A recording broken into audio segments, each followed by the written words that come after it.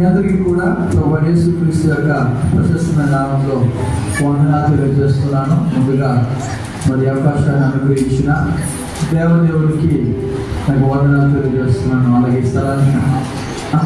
స్థానిక సంఘం వారికి ప్రత్యేకించి ప్రియలయ్య గారికి, అలాగే తిరుపతి గారికి, అలాగే జాన్పడానికి కూడా ప్రత్యేకంగా వందనాలు తెలియజేస్తున్నాను. చిన్నప్పటి నుండి బాగా పరిచయమైన కుటుంబం, ఈ చక్కటి అవకాశం ఇచ్చిన సంఘం వారికి, అలాగే అతిథులను కూడా ప్రత్యేకంగా వందనాలు తెలియజేస్తున్నాను. ఈ సమయంలో దేవుని వాక్యాన్ని ఆలోచించుదాం. మరి వాక్యానికి చాలా ప్రాముఖ్యత మనం ఇవ్వాలి. ముఖ్యమైనది, చాలా ప్రాముఖ్యమైనది మనందరి జీవితంలో. అందుకే భక్తులందరిలో కీర్తనకారుడు, ఈ యొక్క వాక్యము నా పాదములకు దీపమును, నా త్రోవకు వెలుగైనదని చెప్పి మరి దేవుని యొక్క వాక్యము హల్లెలూయా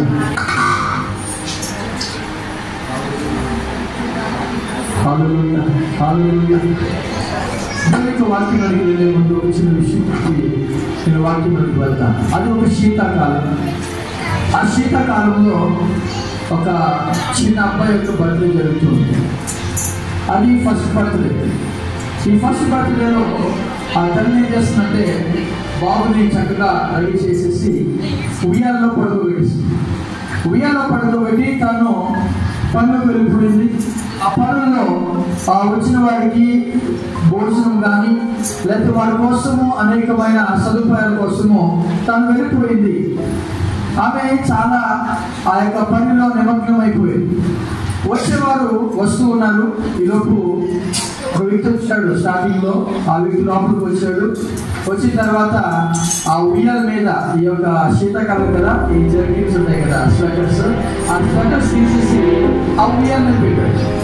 ఎక్కడ స్థలం కనపడలేదు అతనికి. సో ఆ యొక్క ఉయ్యాల అంచును పెట్టి అతను లోపలికి వెళ్ళిపోయాడు. లోపలికి వెళ్ళిపోయిన తర్వాత మనకు అలవాటు ఉంది తెలుసా, భోజనం తర్వాత ఎక్కడ ప్లేట్ కనపడదు అనుకో, మనం ఏం చేస్తాం తెలుసా, తిన్న తర్వాత అదే ప్లేట్ మీద లైన్లో పెట్టుకోవాలి. అలాగే ఈ యొక్క వచ్చే వాళ్ళందరూ కూడా రావడము, అక్కడ జర్కిన్ కనపడింది, వాళ్ళ యొక్క శ్రద్ధను పెంచేసి ఆ జర్కిన్ మీద పెడుతున్నారు. ఒక్కొక్కరు పెడుతున్నారు, పెడుతూ వాళ్ళ లోపలికి వెళ్ళిపోతున్నారు. చివరికి ఆ ఉన్నదంతా కూడా తెప్పించలేదు. ఏమైనా తెలుసా, ఇంతలో ఒక 1 hour నడిచిందేమో ఆ యొక్క వచ్చి అతిథులు అన్నారు కదా, ఇంటికి ఈ యొక్క బర్త్డే బాయ్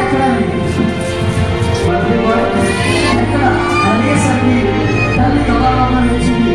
వెంటనే ఆమె లేచి త్వరగా ఆమె చేసింది తెలుసా, ఆమె ట్రై చేస్తుంది. ఏమైనా ట్రై చేస్తుందంటే ట్రై చేస్తుంది. కనబడుతుంది ఎక్కడ ఆ వెంటనే పనులు వచ్చేసరికి ఆ ఉయ్యాలంతా కూడా ఆ స్వెటర్ ఒక్కొక్కరు తీస్తుంది. చివరికి ఆ స్వెటర్ లోపల తీసరికి ఆ బాబు ఆ ఊపిరి ఆడకుండా ఆ బాబు చాలా అందరూ కూడా ఓదార్చడానికి ప్రయత్నం చేశారు. కానీ అది మాట్లాడింది ఎందుకు మార్చబడి సార్, ఈ రోజుల్లో అనేక మంది క్రైస్తవేతలైనా క్రీస్తు లేకుండా క్రిస్మస్ జరుపుకుంటున్నారు. ఆ బర్త్డేలో ఎవరు ప్రత్యేక వ్యక్తి అంటే ఆ చిన్న బాబు లేకుండా వారు చాలా బర్త్డే జరుపుకుందాం అనుకున్నారు. కానీ వృధా. ఈ రోజులో ఎందుకు మాట చెప్పారంటే చాలా మంది కూడా క్రీస్తు లేకుండా క్రీస్తు పుట్టుకను జరుపుకుంటూ ఉంటున్నారు. పైనేమో స్టార్ కనబడుతుంది, కిందనేమో భయంకరమైన త్రాగుడు. చక్కని క్రిస్మస్ ని పెడుతూ ఉంటారు, కానీ ఇంట్లో భయంకరమైన గొడవ, సమాధానం లేకపోవడం, ఇవన్నీ కనబడుతున్నాయి. అయితే మీరు అడగవచ్చు, మేము సేఫ్ అండి, మా ఇంట్లో ఏమి లేవని అనవచ్చు. మేము బాగానే ఉన్నాం, మా క్రిస్మస్ క్రీస్తు జరుపుకుంటాం. అయితే క్రీస్తు నుండి కూడా జరుపుకుంటున్న వారు 3 రకాలు, అంటే 3 రకాల గుంపులు కనబడుతున్నారు. అది ఈరోజు నేను వివరించాలని ఆశపడుతున్నాను. ఒకసారి ఆశపడుతున్నాను.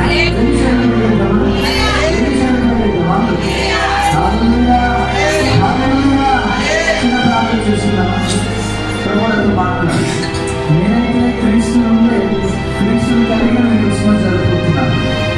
నాలో ఈ ప్రభుత్వంలో నాకు మాట్లాడే ప్రభుత్వం లేదా ప్రభు ఖచ్చితంగా మాట్లాడతాను. ప్రార్థన చేసుకున్నామా?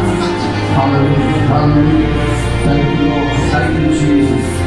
చేసుకున్నాం. మన పరిశుద్ధానికి వందనాలు చెల్లిస్తున్నాను. వాళ్ళందరినీ కూడా నిసర్గాన్ని చేసి కనుమరి మరి జీసస్ మిరాకిల్ చర్చిలో వాళ్ళతో కలిసి క్రిస్మస్ సందేశాన్ని ఇవ్వడానికి సహాయం దయచేస్తాం. ఈ సమయంలో వాక్యాన్ని వినబోచుగా వినగలిసి గ్రహించే హృదయం చెవులను దయచేయమని కూడా చిన్నపిల్లల విశ్వాసం మాకు తీసుకోండి. దేవా తల్లి కూడా విశ్వాసం మాకు తీసుకోండి. విశ్వాసం మాకు తీసుకోండి. నా మాట కాదు కానీ మీ మాట మేమందరూ కూడా వినట్లుగా సహాయం దయచేయమని మమ్మల్ందరినీ అసలు అప్పగిస్తూ యేసుక్రీస్తు యొక్క అతి శ్రేష్ఠమైన నామములో ఈ ప్రార్థన అడిగి వేడుకొచ్చున్నాము పరమ తండ్రి. ఆమేన్. మూడు రకాల గుంపుల గురించి మాట్లాడిన ఆశపడుతున్నాను. క్రిస్మస్ జరుపుకుంటున్నాం, క్రీస్తును కలిగే జరుపుకుంటున్నాం. నేను క్రీస్తు నా హృదయంలో ఉన్నాడు, క్రీస్తు నా ఇంట్లో ఉన్నాడు, అయినా నాకేంటి కొద్దువా నేను బాగానే ఉన్నాను కదా అని అనుకుంటున్నావేమో. ఈరోజు దేవుడు నీతోనే మాట్లాడడానికి ఇష్టపడుతున్నాడు. మొదటి గుంపు ఎవరో తెలుసా? యేసు ప్రభుని తృణీకరించువాడు. అదేంటండి యేసు ప్రభు తృణీకరించేది? మేమెందుకు అవుతామో, బయట వారు అవుతారు కానీ మేమెందుకు అవుతాము మీరు అనవచ్చు. మూడు రకాల గుంపుల్లో మొదటి గుంపు యేసు ప్రభుని తృణీకరించువాడు. యేసు ప్రభు ఆయన జన్మించినప్పుడు ఆయనకి చోటు లేదు, ఆయనకి స్థలము దొరకలేదు. అప్పటికి మరియమ్మ నిండు చులాలు, నిండు గర్భవతి, ఆమె తీసుకుని ప్రయాణం చేస్తున్నాడు యోసేపు. అసలు గర్భవతి ప్రయాణం చేయించాలంటే లేదు, కానీ అలాంటి టైంలో అతను ప్రయాణం చేస్తున్నాడు. ఎందుకో తెలుసా? ప్రజాసంఖ్య రాయడం కోసము ఆ సీజన్ వేసిన ఆ యొక్క ఎవరి ఊరికి వాడు వెళ్ళి ప్రజాసంఖ్య రాయించుకోవాలన్నప్పుడు వీరు కూడా యోసేపు మరియమ్మ ఇరువురు కలిసి కూడా వాడు ఎక్కడికి వెళ్తున్నారు తెలుసా? నజరేతు పట్టణం నుండి వారు బెత్లెహేము పట్టణానికి ప్రయాణం చేశారు. బెత్లెహేముకి వచ్చేసరికి అనేక మంది జనాలతో కిక్కిరిసిపోయింది. అక్కడ సత్రాల్లో కూడా ఖాళీ. చూడండి, లూకా సువార్త 2వ అధ్యాయము 7వ వచనం చదివినట్లయితే అక్కడ ఒక మాట కనబడుతూ ఉంటుంది. లూకా సువార్త 2వ అధ్యాయము 6-7 వచనాలు చదవండి. వారు అక్కడ ఉన్నప్పుడు ఆమె ప్రసవ దినములు నిండెను కనుక తన తొలిచూలు కుమారుని కానీ కొద్ది గుడ్డలతో చుట్టి సత్రములో వారికి స్థలము లేనందున ఆయన పశువుల తొట్టిలో పరుండబెట్టాను. సత్రంలో వారికి స్థలము లేదు.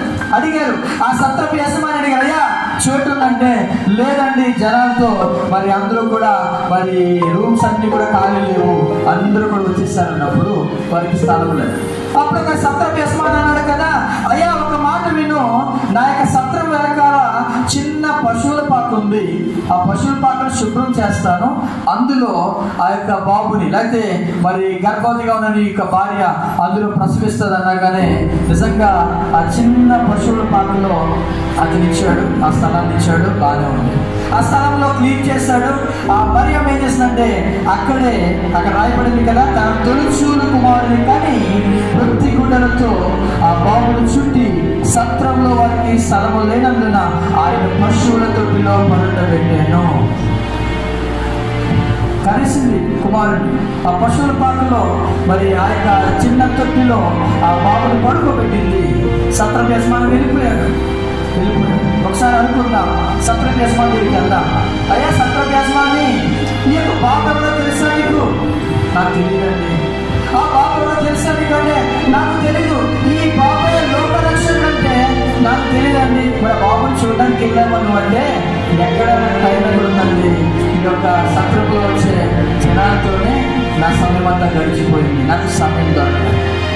ఈరోజు అనేక మంది క్రైస్తవులు ఉన్నారు తెలుసా?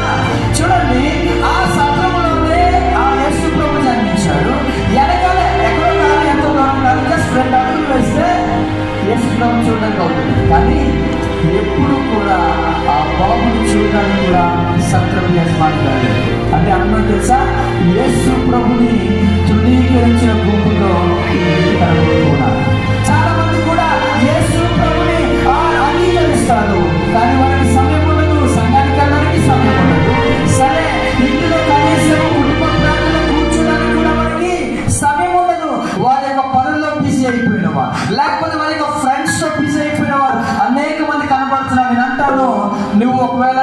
నమ్మినా నమ్మకపోయినా నువ్వు యేసు ప్రభుని ఏం చేస్తావు తెలుసా? తృణీకరిస్తున్నావు. సంతపు యజమాని ఎప్పుడు కూడా యేసు దగ్గరికి వెళ్ళలేదు, అక్కడే ఉన్నాడు. యేసు ప్రభు స్థలం ఇచ్చాడు, యేసు ప్రభు ఉండడానికి స్థలం ఇచ్చాడు, యేసు ప్రభు జన్మించడానికి స్థలం ఇచ్చాడు, ఆ యొక్క పశువుల పాకి ఇచ్చాడు. అయినా కూడా ఇప్పుడు కూడా యేసు ప్రభుని చూడడానికి వెళ్ళలేదు. ఈ రోజుల్లో అనేక మంది యేసు ప్రభుని ఎలాగ తృణీకరిస్తున్నారు తెలుసా? సమయం లేదు. హగ్గై గ్రంథం 1వ అధ్యాయం 3వ వచనంలో ఆ ఇశ్రాయేలు ప్రజలు ఒక మాట అంటారు, యెహోవా మందిరాన్ని కట్టడానికంట సమయం ఇంకా రాలేదట. ఏం కట్టడానికి? యెహోవా మందిరాన్ని కట్టడానికి సమయము ఇంకా రాలేదు. మరి వాళ్ళు ఇల్లు ఎలా కట్టడం తెలుసా? సరంబి వేసిన గృహాల్లో వారు మాత్రం నివాసం చేస్తున్నారంట. ఈ రోజుల్లో అనేక మంది యేసు ప్రభుని పట్టించుకోవడం లేదు. వారు రక్షణ పొందిన ప్రజలే, బాప్తిస్మం పొందిన ప్రజలే. వారు యేసు ప్రభుకి ఇవ్వాల్సిన సమయం వారికి ఇవ్వటం లేదు, వారికి దొరకటం లేదు. ఇటువంటి స్థితిలో అనేక మంది ప్రభువుని తృణీకరిస్తున్నారు. ఒకవేళ కూర్చున్న నీవు కూడా అటువంటి స్థితిలో ఉన్నట్లయితే ప్రభువునితో మాట్లాడుతూ ఉన్నాడు, నువ్వు ఇంకా తృణీకరించే గ్రూపులోనే ఉన్నావు. రెండవ వ్యక్తి తెలుసా? మత్తయి సువార్త కొందాం ఒకసారి. మత్తయి సువార్త 2వ అధ్యాయము 4వ వచనం 5వ వచనము. కాబట్టి రాజు ప్రధాన యాజకులను ప్రజల్లో ఉన్న శాస్త్రులను అందరినీ సమకూర్చి క్రీస్తు ఎక్కడ పుట్టినని వారిని అడిగాను. అందుకు వారు యూదయ బెత్లెహేములోనే.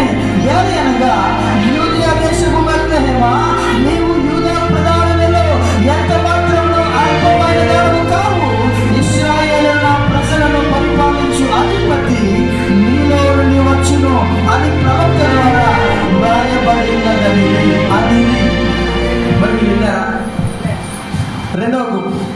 రెండవ గుంపు కాదు, ఈ మొదటి గుంపులోనే రెండవ రకం. ఒకటి సత్రభ్యాసమా, రెండవదిగా శాస్త్రుడు. ఇక్కడ రాయబడింది, రాజు అడుగుతున్నాడు, ప్రధాన యాజకులు అడుగుతున్నాడు, శాస్త్రులు అడుగుతున్నాడు, క్రీస్తు ఎక్కడ పుడతాడు అంటే వారు వెంటనే వారి యొక్క ధర్మశాస్త్రాన్ని ఓపెన్ చేసి వారి దగ్గర పుస్తకపు చుట్టలు ఉంటాయి కదా, ఇక యెషయా గ్రంథము లేదా ఇర్మియా గ్రంథము పుస్తకపు చుట్టలు. వారు వెంటనే మీకా అనే గ్రంథాన్ని ఓపెన్ చేశారు.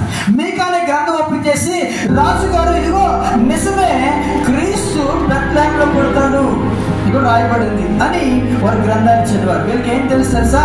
బైబిల్ తెలుసు. బైబిల్ గ్రంథంలో ఏ వచ్చిన అడిగిన వారు ఏం చేస్తారు తెలుసా? తక్కువని వారు ఆన్సర్ చేయగలరు. కానీ వారు కూడా ఎలాగున్నారు తెలుసా? యేసు ప్రభుని చూడడానికి వెళ్ళారా? శాస్త్రంలో కానీ ప్రధాన యాజకులు కానీ లేదు. యేసు ప్రభుని తృణీకరించేవారు. యేసు ప్రభుని తృణీకరించేవారు. వీరికి సమస్త జ్ఞానం ఉంది, వీరికి బైబిల్ యొక్క నాలెడ్జ్ ఉంది, దేవుని యొక్క వాక్యంలో ప్రతి ఒక్క మూలం కూడా వారికి తెలుసు. అయినా కూడా వారు యేసు ప్రభుని చూడడానికి, యేసు ప్రభుతో గడపడానికి కూడా సమయం లేదు. ఈ రోజుల్లో అనేక మంది ఇటువంటి స్థితిలో కూడా శాస్త్రులు వారు తెలుసు క్రీస్తు ఎక్కడ పుడతాడు, యూదయ బెత్లెహేములోనే. వారు ఇచ్చిన ఆన్సర్ 5వ వచనం. అందుకు వారు యూదయ బెత్లెహేములోనే. ఎందుకు తెలుసా? ఈ మీకా గ్రంథం 5వ అధ్యాయం 2వ వచనం రాయబడింది అని వారు చక్కటి ఆన్సర్ ఇచ్చారు. మరి మీరు విన్నారా అని అడిగితే శాస్త్రులు ఏమంటారు? ఎక్కడండి వాటి అందరికీ ఆయన నిజంగా ఆయనే కాదు, లేదా ఆయన డౌట్స్, ఇంకా అనేకమైన డౌట్స్ వారు అడుగుతారు. ఒకవేళ వారు భయపడ్డారేమో, హేరోదు రాజుకి భయపడ్డారేమో, హేరోదు రాజు ఏమైనా అంటాడేమో. ఎందుకంటే రాజు గారు బతికుండగా మరొక రాజు దగ్గరికి ఎందుకు వెళ్తాము? యూదుల రాజు కదా, యూదుల రాజు దగ్గరికి ఎందుకు వెళ్తాము? అసలే హేరోదు రాజు ఉన్నాడు, ఏమైనా మమ్మల్ని చంపేస్తాడేమో. చాలా మంది కూడా ఇదే ఆలోచనతో యేసు ప్రభువుని తృణీకరించే మూడవ వ్యక్తి ఎవరు తెలుసా? హేరోదు రాజు. అదే అధ్యాయము మరి మత్తయి సువార్త 2వ అధ్యాయము 8వ వచనం చూసినట్లయితే అక్కడ ఒక మాట రాయబడింది, మీరు వెళ్ళి ఆ శిశువు విషయమై జాగ్రత్తగా విచారించి తెలుసుకొనగానే నేను వచ్చి ఆయన పూజించినట్లు నాకు వర్తమానము తెండని చెప్పి వాడిని బెత్లెహేమునకు పంపాను. తెలుసుకున్నాడు, బెత్లెహేములో పుడతాడని తెలుసుకున్నాడు. వెంటనే జ్ఞానం చెప్పి పుడతాడు. మీరు వెళ్ళి చూడండి, వెళ్ళి చూసి మళ్ళా నా దగ్గరికి వచ్చి ఏం చెప్తారు? మీరు ఆయన ఎక్కడ పుట్టాడో సరైన స్పాట్ చెప్పండి, నేను వెళ్ళి ఆయన పూజిస్తాను అన్నాడు. ఎందుకని పూజించడానికి వెళ్తా అన్నాడా? కాదు. మనకు అందరూ తెలుసు స్టోరీ ఏంటో. అట్లా ఆయన చంపడానికి ప్రయత్నం చేస్తున్నాడు హేరోదు. కానీ ఒక కుయుక్తిగా అంటున్నాడు, నేను కూడా పూజిస్తాను అన్నాడు. ఎంత మాట!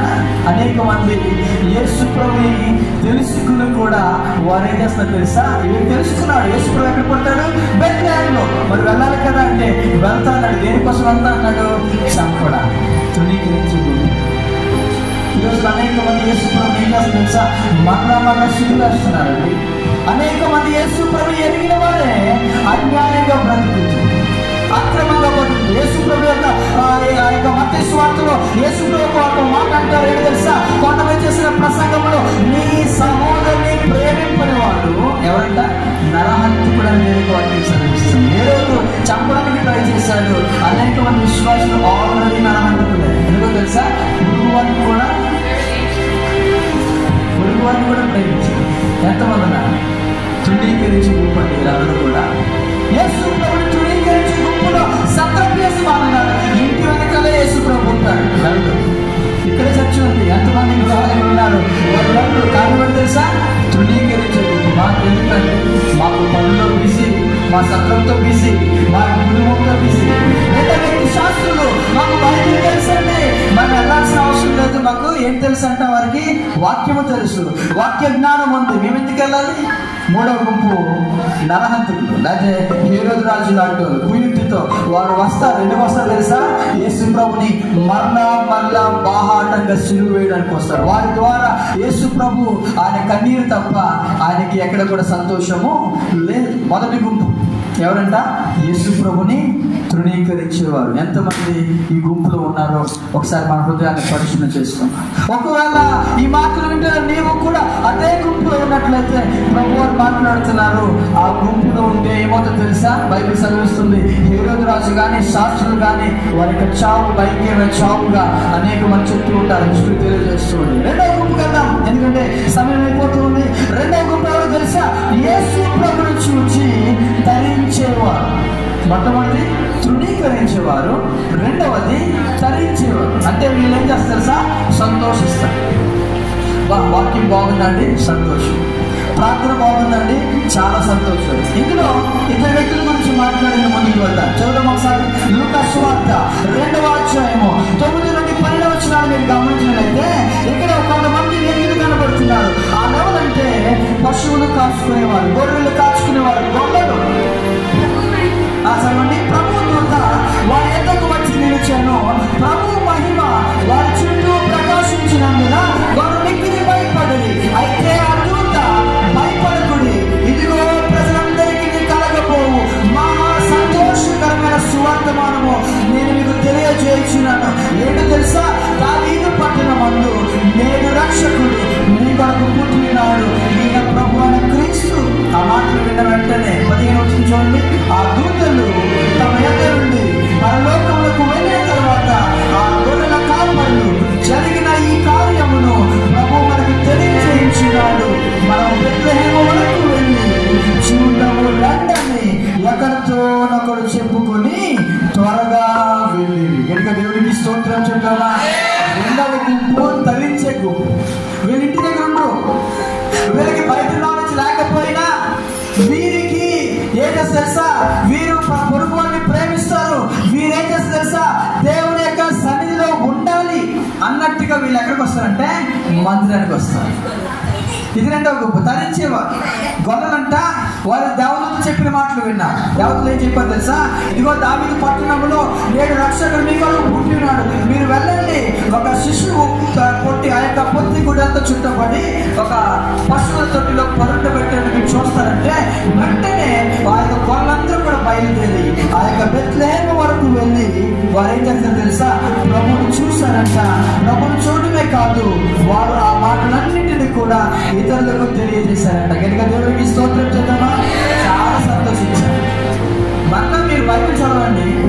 యేసు ప్రభు పుట్టిన తర్వాత మళ్ళా 33 సంవత్సరాల్లో ఈ గొర్రెలు ఎక్కడా మీకు కనపడదు. ఎక్కడ చదువుతాం? మళ్ళా ఎక్కడ కనపడదు. యేసు ప్రభు యొక్క పరిచయంలో కనపడరు, యేసు ప్రభు యొక్క శిలువ మందులో కనపడరు, లేదా యేసు ప్రభు వెళ్ళిన తర్వాత అపోస్తలుల యొక్క పరిచయంలో కనపడతారంటే ఎక్కడ కూడా కనపడరు. ఇదేంటి ఎలాంటి గుంపు తెలుసా? వీళ్ళు వస్తారు, మందిరానికి వస్తారు, పాస్టర్ గారి మెసేజ్ చాలా బాగుంది, వారు ధరిస్తారు, యేసు ప్రభు దేవుడు నమ్ముతారు, ఆయన రక్షకుడు నమ్ముతారు. అంతవరకే, అంతకు మించి ముందు తరిస్తారు. వీరి గురించి మళ్ళీ మనం ఎక్కడ కూడా చదవలేదు. తరించేవారు మాత్రమే వేరు, రెండవ వాళ్ళు కూడా ఉన్నారు. అలా తెలుసా, వారు ఇంకా దూరం వచ్చేవారు. 4 చదవండి, మత్తయి సువార్త 2వ అధ్యాయము 10వ వచనం 12వ వచనం చదివినట్లయితే, వారు ఆ నక్షత్రమును చూచి అక్షరాంగభరితులై ఇంటిలోనికి వచ్చి తల్లి అయిన మరియను ఆ శిశువును చూచి సాగిలపడి ఆయన పూజించి తమ పెట్టెలు విప్పి బంగారమును సాంబ్రాణిని బోళమును కానుకలుగా ఆయనకు సమర్పించింది. తరువాత హేరోదునొద్దకు వెళ్ళవద్దని స్వప్నమందు దేవుని చేత బోధించబడిన వారు మరి యొక్క మార్గమున తమ దేశమునకు తిరిగి వెళ్ళి. మళ్ళీ ఈ జ్ఞానం గురించి ఇంకెక్కడైనా చదువుతామా? యేసుప్రభు పరిచయం ఎక్కడైనా చదువుతాం? మళ్ళా చదువు. కారణం తెలుసా, వారు తరించే గుంపు మాత్రమే. తరించే గుంపు వీళ్ళు వస్తారు. వీళ్ళు ఇంకా శ్రేష్టమైన వాళ్ళు. గొల్లల కన్నా ఒక మెట్టు ముందున్నారు. ఏంటి తెలుసా, గొల్లలు ఏమీ తేలేదు యేసుప్రభు దగ్గరికి వచ్చినప్పుడు. కానీ వీళ్ళు బంగారం తీసుకొచ్చారు, సాంబ్రాన్ని తీసుకొచ్చారు, పోలాన్ని తీసుకొచ్చారు, చక్కని కానుకలు ఆయనకి ఇచ్చారు, ఆయన పూజించారు, ఆయన చూసి సంతోషించారు.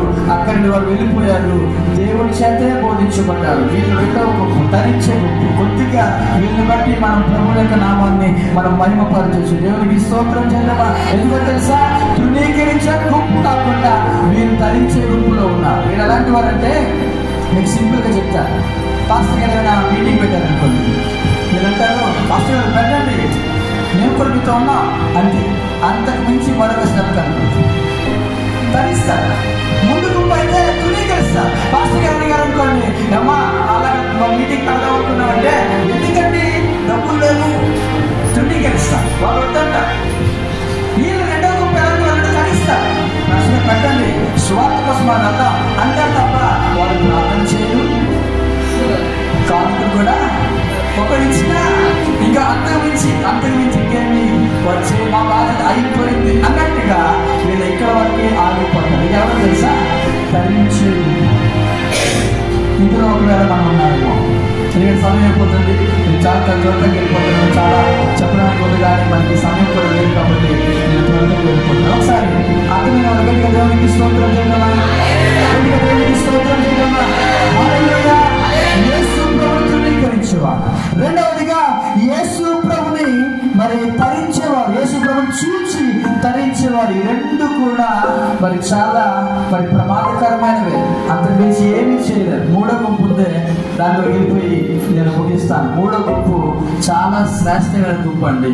యేసు ప్రభు కోసము త్యాగము చేసే గుంపు. గట్టిగా దేవునికి స్తోత్రం చేద్దామా.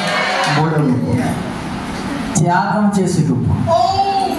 తృణీకరించే గుంపు కాదు, ఇంకా తరించే గుంపు కాదు. వీరు ఎవరంటే త్యాగం చేసేవాడు. చాలా మంది ఉండేవారు. వీరి గురించి 2 మాటలు చెప్పేసి నేను ముగిస్తాను. ఇందులో మొట్టమొదటి వ్యక్తి తెలుసా, తల్లి అయిన మరియ. ఎంత త్యాగం చేసిందంటే చదవండి ఒకసారి. లూకా సువార్త 1వ అధ్యాయము 38వ వచనం చూడండి ఒకసారి. లూకా సువార్త 1వ అధ్యాయము 38వ వచనం. అందుకు మరియ, ఇదిగో ప్రభువు దాసురాలను, నీ మాట చొప్పున నాకు జరుగునుగాక అనెను. అంతటా దూత ఆమె వద్దకు వెళ్ళెను. అందుకే ఏమాటది, ఏమాట తెలుసా, ఇది మనకు తెలుసు. వినడానికి చాలా బాగుంటుంది కానీ అందులో లోపలికి లోతుగా వెళ్తే దాంట్లో ఉన్న కష్టాలు పర్యవసనం అర్థం అవుతుంది. ఎందుకంటే తెలుసా, అమ్మ నువ్వు తల్లి అవుతున్నావు అనగానే సంతోషం ఉంటే సంతోషం ఉండదా, ఉంటుంది. కానీ పిల్లలు లేవే,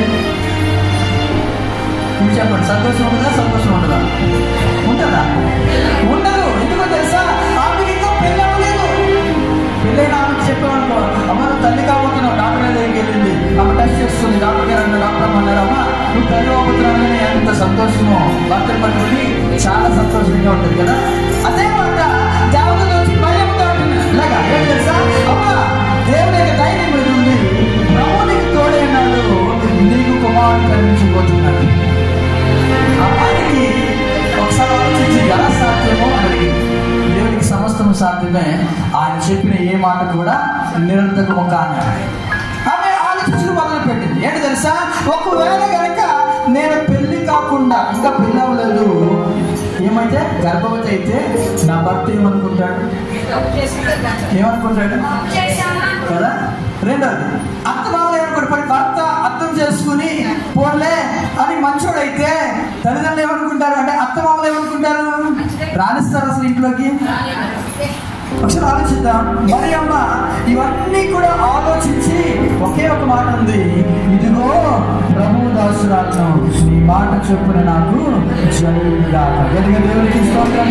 త్యాగము చేసిన వాడు, త్యాగము చేసిన వాడు. నేను సమాజంలో వెలువబడతాను.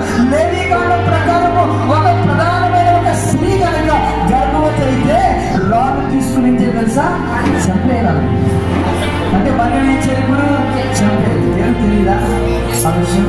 అయినా కూడా మరియమ్మ త్యాగము చేశానండి.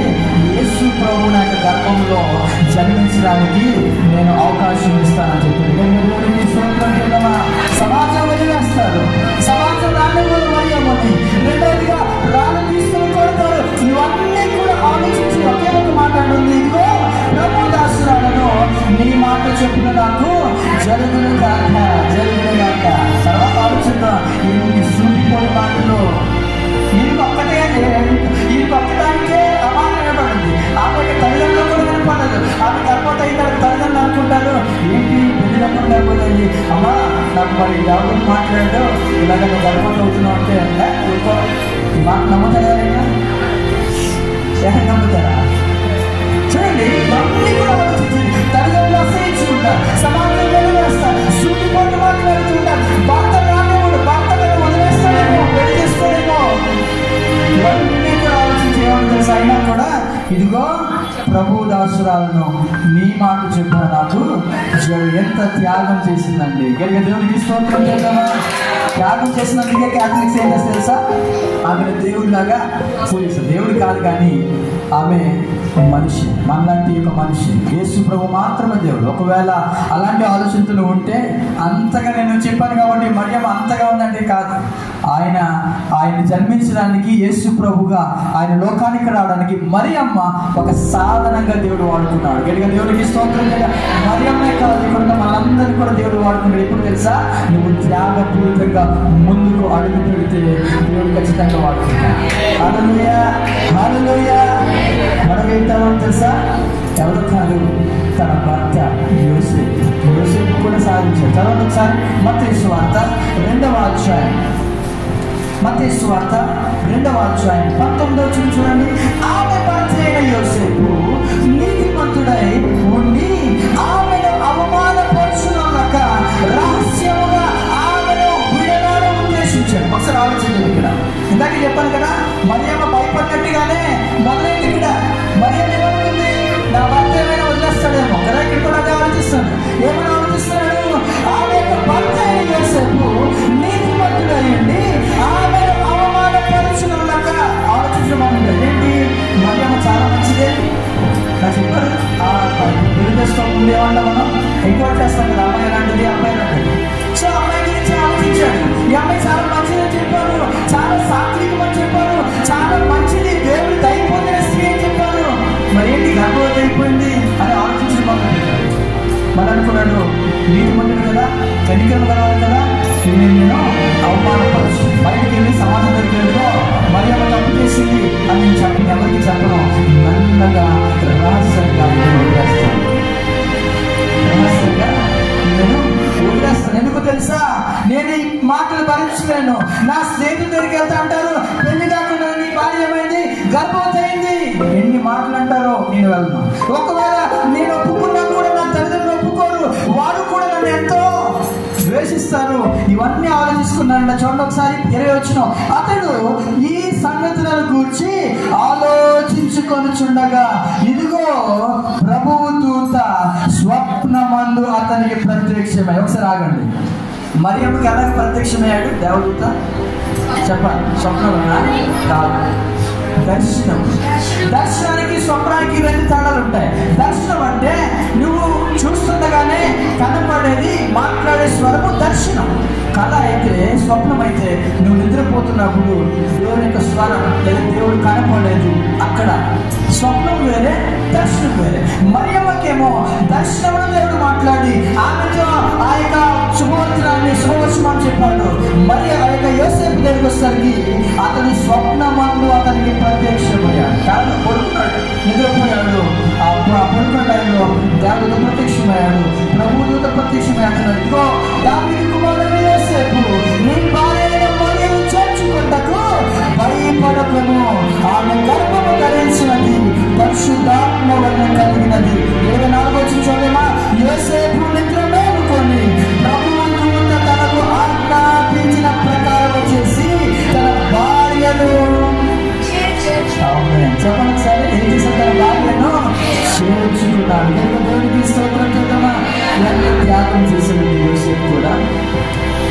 తన భార్యను వదిలేదు అనుకున్నాడు, కానీ దేవుడు మళ్ళా మాట్లాడాడు. అది కూడా ఎలా మాట్లాడేసా? దర్శనం కూడా కాదు, జస్ట్ చిన్న కళలో మాట్లాడాడు. చాలాసార్లు మన కళలు వస్తుంటాయి, మనం ఏం చేస్తాం వాటిని? దేవుడు కళ ద్వారా, దర్శనం ద్వారా ఆయన మాట్లాడతాడు. దానికంటే ముఖ్యంగా వాక్యం ద్వారా. ఈ బైబిల్ చూపించిన ఒకసారి గట్టిగా ఈ యొక్క వాక్యం ద్వారా దేవుడు మాట్లాడతాడు. గట్టిగా దేవుడికి స్తోత్రం చేద్దామా. హల్లెలూయా. చూడండి, యోసేపుతో అప్పటికి వాక్యము లేదు కదా, ఈ యొక్క బైబిల్ లేదు కదా, ఉన్న ధర్మశాస్త్రం మాత్రమే. యోసేపుతో ఒక స్వప్నంలో మాట్లాడుతున్నాడు. ఇగో దావీదు కుమారుడైన యోసేపు, భయపడొద్దయ్యా, నీ భార్యను చేర్చుకోవడానికి భయపడద్దు, ఆమె యొక్క గర్భము పరిశుద్ధాత్మ వల్ల కలిగింది, నువ్వు ఇందులో ఏమి సందేహించకు, ఆమె తప్పు చేసిందేం కాదు. ఆ మాటలన్నీ విన్నాడు. తనకి తెలుసు సమాజం వెలివేస్తుందని తెలుసు. అప్పటి నుండి తనలో ఒక మనోవేద కూడా ఉంటుంది. ఈ రోజుల్లో అనేక మంది భక్తులకు ఏముంటుంది తెలుసా? భార్య మీద చెప్పాలి, ఎవరు చెప్పారు? అనుమానం. ఏముంది? అనుమానం. ఒకసారి ఆలోచిద్దాం. యోసేపుకి ఆ 9 నెలలు కూడా ఒకవేళ దేవుని ప్రత్యక్షం అవ్వకపోతే ఆ 9 నెలలు అంటే ఆ మరియమ్మ గర్భవతి అంత కాలము కూడా ఒక మనోవ్యాధి ఉంటుంది. ఏంటో తెలుసా? నా భార్య తప్పు చేసింది. కానీ అవన్నిటిని కూడా ఏమని తెలుసా? నేను త్యాగం చేస్తాను, యేసు ప్రభు లోకానికి రావడానికి. ఎందుకంటే స్తోత్రం చేయమా. నేను సింపుల్ గా అన్నవాళ్ళంటే ఈ గుంపు ఎలాంటి వాళ్ళంటే, పాస్టర్ గారు అంటారు, ఇదిగో ఒక మీటింగ్ పెడుతున్నాను, నేను ఒక సువార్త సభ పెడుతున్నాను, కానీ అయ్యారు ఇదిగో ఇంత డబ్బు నేను ఇస్తున్నాను. అంత మాత్రమే కాదు, నేను ఈ రోజు నుండి ఫాస్టింగ్ లో ఉంటాను, ఈ మీటింగ్ దేవుడు బలంగా జరిగించాలని ప్రార్థన చేస్తాను, నేను ఒక 3 రోజుల్లో ఒక పూట భోజనం చేయకుండా ప్రార్థన గడుపుతాను అని త్యాగపూరితంగా వస్తారే, అటువంటి గుంపే ఈ 3వ గుంపు. యేసు ప్రభు కోసం ఎంతటి త్యాగమైన చేయడానికి సిద్ధంగా ఉంటారు. దేవుడికి స్తోత్రం చేయడం. ఈరోజు అంటాను, 3 గుంపుల్లో యేసు ప్రభుని తృణీకరించే గుంపులో ఉన్నావా? మొట్టమొదటి గుంపు అది. యేసు ప్రభుని ధరించే గుంపు అంటే వారు చూస్తారు, ధరిస్తారు, అంతకుమించి వారేమీ చేయరు. 3వదిగా యేసు ప్రభు కోసం త్యాగం చేసే గుంపు. తల వచ్చుదా, కళ్ళు మూసుకుందాం. 5 నిమిషాలు ముగిస్తాం. తల వచ్చుదా, కళ్ళు మూసుకుందాం. నాకు ఇవ్వబడిన సమయము అయిపోయింది. తల వచ్చుదా, కళ్ళు మూసుకుందాం. చిన్న ప్రార్థన చేసుకుందాం. ఈ మాటలు వింటున్నా నీవు, ఈ వాక్యం నా కొరకు కాదనుకుంటే అది ఎన్నడూ నీ కొరకు కాదు. ఈ వాక్యం నా కొరకే అనుకుంటే దేవుడు ఖచ్చితంగా నీతోనే మాట్లాడుతున్నాడు. ప్రియ సహోదరుడా, ప్రియ సహోదరి, 3 రకాల గుంపులు. ఈ రోజున అనేక మంది క్రీస్తులోని అనేకమైన క్రిస్మస్ చేసుకుంటూ ఉన్నారు. నిజమైన క్రిస్మస్ ఏంటో తెలుసా? యేసు ప్రభుని అంగీకరించడము, యేసు ప్రభు కోసము త్యాగము చేయడం. కళ్ళు మూసుకుందాం. అలాగే నా మాటలు వినండి. ఆఫ్రికా దేశంలో ఒక ఆవిడ వివాహమైంది. తప్పుడు వివాహమైంది. ఎందుకో తెలుసా? తన భర్త తనకంటే 20 సంవత్సరాల వాడు వివాహం చేశారు. చాలా బాధపడింది. కానీ 3 బిడ్డల్ని మరి కళ్ళకు భర్త ఆమెను వదిలేశాడు. ఈమె వీధిలో తిరుగుతూ ఉంది. ఆ బిడ్డలకి మరి పోషించుకోలేక మొదటి పాపకి 3 సంవత్సరాలు, రెండో పాపకి 1 సంవత్సరము, మూడో పాప మరి అప్పుడు పుట్టింది, నలుగు పాప. ఇక వీధిలో తీసుకెళ్ళింది. తన యొక్క స్నేహితురాలు ఉంటే ఆ స్నేహితుల దగ్గర వచ్చి నేను దారికి వెళ్తానని చెప్పి వెళ్ళిపోయింది. 2 గంటలైనా ఆమె మళ్ళా రాలేదు. ఆమెకు అర్థమైంది తన స్నేహితురాలకి ఈమె వదిలేసింది, తన 3 బిడ్డలు అనుకుంది. ఆ ముగ్గురు బిడ్డలు పిచ్చుతూ ఉంది. ఆ మొదటి కొడుకుననే 3 సంవత్సరాల కొడుకు 11 సంవత్సరాల వరకు ఇంటి దగ్గర ఉన్నాడు. 11 సంవత్సరాలు అతను కూడా తన యొక్క చెల్లిని తన తమ్ముడు వచ్చి వెళ్ళిపోయాడు. దూరంగా వెళ్ళిపోయాక దొంగల ముఠాలో చేరాడు, గ్యాంగ్స్టర్స్ లో చేరాడు. దేవుడు అంటే అసహించుకోవడం, ఎందుకంటే తన కుటుంబం అంతా కూడా మరి తారుమారైపోయింది. అవన్నీ కూడా తట్టుకోలేకపోయాడు, దూరంగా వెళ్ళిపోయాడు. ఆ యొక్క దొంగల ముఠాలో చేరాడు, గ్యాంగ్స్టర్స్ లో చేరాడు. అలాగే ఎదిగాడు. అక్కడే బాంబులు పెట్టడం నేర్చుకున్నాడు. ఎక్కడైనా ఈవెంట్ జరిగితే, ఎక్కడైనా దేవుని యొక్క ప్రజల యొక్క సభలు జరిగితే అక్కడ బాంబులు పెట్టడం నేర్చుకున్నాడు. అలాగా ఒకరోజు ఒక క్రిస్టియన్ మీటింగ్ లో బాంబు పెట్టాడు. అక్కడే నిలబడ్డాడు. బాంబు పేరే టైంలోకి ఆ సువార్తికుడు మాట్లాడుతూ అంటున్నాడు, ఇదిగో మీరు ఇక బతకరు, ఇప్పుడే చనిపోతారని ఆ యొక్క సువార్తికుడు వాక్యం చెప్తూ ఉంటే ఈ వ్యక్తి అనుకున్నాడు, అయ్యో ఈ విషయం ఎలా తెలిసింది పాస్టర్ గారికి అని చెప్పి ఆ మాటలు విని పాస్టర్ గారి దగ్గరికి వెళ్ళిపోయి ఆయన కాళ్ళు పట్టుకుని ఆ మాటలు విని యేసు ప్రభుని అక్కడే అంగీకరించి ఆ ప్లేస్ లో బాంబుని తీశాడు. అక్కడే ప్రభు నమ్ముకున్నాడు. అక్కడి నుండి అతను సువార్తికుడు మారిపోయాడు ఆ యొక్క అబ్బాయి. అలాగే అనేక మంది సువార్త చేసుకుంటూ వెళ్తున్నాడు, అనేక మంది సువార్త చేసుకుంటూ వెళ్తున్నాడు. ఒకరోజు ఒక మీటింగ్ లో సువార్త చేసుకుంటుంటే ఒక ముసలావిడ ముందుకొచ్చి యేసు ప్రభు నమ్ముకుంటానని చెప్పింది. ఎందుకు ఆ ముసలావిడ ఎవరో కాదు, కొన్ని సంవత్సరాల క్రితము ఆ ముగ్గురిని వీధిలో నేను ఆయన కొరకే జీవిస్తాను అన్న తీర్మానం తీసుకుంటానే. అది నిజమైన క్రిస్మస్. ధృవీకరించే గుంపు కాదండి, ధరించే గుంపు కాదండి. మనం ఉండాల్సింది యేసు ప్రభు కోసం త్యాగం చేసే గుంపు. ఈరోజు ప్రశ్న అడుగుతున్నాను, నేను ఆ గుంపులో ఉండడానికి ఇష్టపడుతున్నావా? అలా ఇష్టపడి ఉన్నట్లయితే ప్రభు ఎంతవరకు నేను ధరించే గుంపులో ఉన్నాను ప్రభు, నేను ధృవీకరించే గుంపులో లేను ప్రభు. ఎందుకంటే నేను అంతగా ఎప్పుడు నేను ధృవీకరించలేదు. నీకు ఇవ్వాల్సిన సమయం ఇచ్చాను, నేను ప్రార్థన చేశాను, కానీ త్యాగం చేసే గుంపులో లేదు ప్రభు.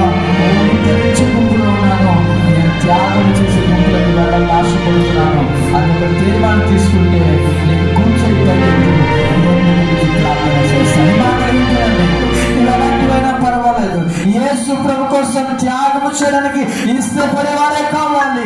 దేవుడు అలాంటి వ్యక్తులను చూస్తూ ఉన్నాడు. ఈ రోజు అంటాను, ఈ మాటలు వింటున్న నీవు ఒకవేళ యేసు ప్రభు ధృవీకరించట్లేదు, వెల్ అండ్ గుడ్, నువ్వు మంచి పొజిషన్ ఉన్నావు, కానీ ధరిస్తున్నావు. Just you are looking and you are enjoying. నీవు జస్ట్ సంతోషిస్తున్నావు తప్ప ఏమీ చేయట్లేదు. యేసు ప్రభు కోసం మరియమ్మ త్యాగం చేసింది, తన జీవితాన్ని త్యాగం చేసింది, సూటిపోటు మాటలు త్యాగం చేసింది. రాళ్లతో కొడతారు, చంపుతారు అన్నా కూడా భయపడలేదు. ఇదిగో ప్రభు దాసురాలను నీ మాట చొప్పున నాకు జరుగును గాక. యోసేపు భయపడలేదు. తన స్నేహితులు ఏమనుకుంటారు, తన బంధువులు ఏమనుకుంటారు, ఇంకా తన వంటకి పనికి ఎవరు రారు. వంటకి పని చేస్తున్నాడు యోసేపు. ఆ పనికి ఎవరైనా వస్తారా? అసహించుకుంటున్నారు ఈ వ్యక్తిని. ఏంటి ఇలాంటి అమ్మాయిని పెళ్లి చేస్తున్నాడు? గర్భవతి అయిపోయింది, పెళ్లి కాకుండానే తప్పుడులో మరి ఉన్న ఈ అమ్మాయిని పెళ్లి చేసుకున్నాడండి. ఎవరు రారు. తన బిజినెస్ తన అన్ని కూడా కోల్పోయినా అన్నాడు, ఇదిగో నేను ఆమెను చేర్చుకుంటాను, పెళ్లి చేసుకుంటాను అని యోసేపు వచ్చానండి. చక్కగా సంబరాలు చేసుకుంటున్నా, సంతోషం చేసుకుంటున్నా. కానీ యేసు ప్రభు యొక్క తల్లి కానీ యేసు ప్రభు యొక్క తండ్రి కానీ ఇద్దరు కూడా కన్నీటితో వారు దేవుని కొరకు త్యాగం చేశారు. అందుకే దేవుడు వాడిని ఎంచుకున్నాడండి. ఈరోజు నేను ఎంచుకోవాలా? దేవుడు నీ వైపు నీ దృష్టి పెట్టాలంటే నీవు అటువంటి గుంపులో ఉండాలి, త్యాగం చేసే గుంపులో ఉండాలి. ప్రార్థన చేస్తున్నా, నీ కొంచెం పైకెత్తండి, నేను నీ గురించి ప్రార్థన చేస్తాను. ప్రభువా, నీకు వందనాలు చెల్లిస్తున్నా, మహోన్నతుడా నీకు వందనాలు చెల్లిస్తున్నా. దేవా, అనేక మంది క్రీస్తులని క్రిస్మస్ జరుపుకుంటున్నారు. మేమైతే క్రీస్తుని కలిగి జరుపుకుంటున్నాం, కానీ చాలాసార్లు మేము ధృవీకరించే గుంపు, లేకపోతే యేసు ప్రభు కోసం తరించే గుంపు మాత్రమే. అందులోనే ఉండిపోతున్నాము, అందులోనే మేము సంతోషిస్తున్నాం, అందులోనే మేము చాలా చక్కగా ఆనందిస్తూ ఉన్నాం ప్రభువా. అయితే ఈరోజు మాతో మాట్లాడడం, నీ యొక్క జననం అయితే అది చాలా శుభవార్తే. కానీ నీ యొక్క తల్లిదండ్రులు మరియమ్మ కానీ యేసేపు కానీ వారి యొక్క జీవితాల్లో ఎంతటి క్లిష్టమైన పరిస్థితులకు వెళ్ళారు, ఎన్ని పర్యవసానాలకు వెళ్ళారో ప్రభువా, ఈ దినాన్ని మాతో ప్రభా స్పష్టంగా మాతో మాట్లాడావు ప్రభువా, వారు మీకోసం త్యాగం చేశారు, మీరు లోకంలోనికి రావాలని. ఎందుకంటే పాపులమైన మేము నశించిపోకుండా యేసు ప్రభువారు వస్తే ఆయన శిలువ మరణం ద్వారా అనేక మందిగా పాపాలు సంహరించబడతాయని, అనేక మంది రక్షణకు వస్తారని, అటువంటి గొప్ప శుభవార్తను లోకంలోనికి చాటింపజేయడానికి దేవా మరియమ్మ యోసేపులు చేసిన త్యాగం గురించి మాతో మాట్లాడడం మేము చాలాసార్లు ధరించి గుంపులో ఉంటున్నాం, చాలాసార్లు సంతోషిస్తున్నాం తప్ప మేమేమి త్యాగం చేయట్లేదయ్యా, మమ్మల్ని క్షమించమని వేడుకుంటున్నా.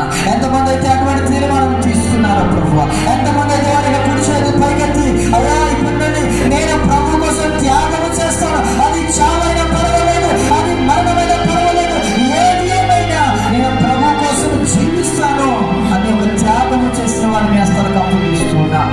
మీరు మాట్లాడిన వల్ల నాకు చూపిస్తున్నాను. ఇది వాక్యం అందరి హృదయములను ఫలింపచేయండి, సంఘాన్ని ఆశీర్వదించండి ప్రభువా, సంఘాన్ని విస్తరింపచేయండి, అనేక మంది